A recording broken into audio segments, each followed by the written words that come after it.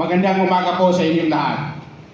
To all distinguished leaders, respected guests, and my fellow Kuya, fraternal order of figures, welcome to the National 46 National Assembly and first regular session.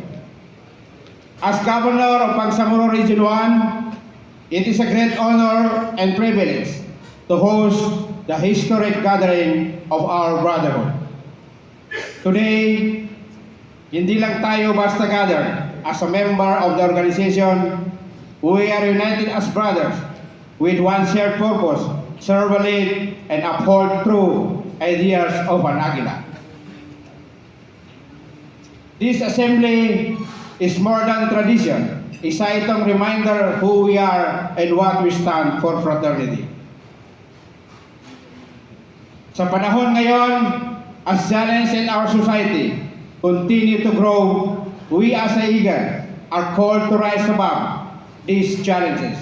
We are called to leaders in integrity, leaders of action, and leaders of service.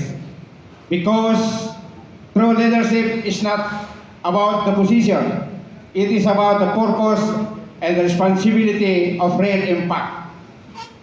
As your host, I proudly present the Bangsamoro Region 1,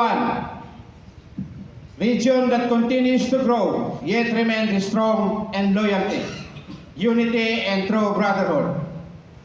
Naniniwala kami that the strength of our organization is not measured by numbers alone, but character and sincerity, the dedication of every Kuya.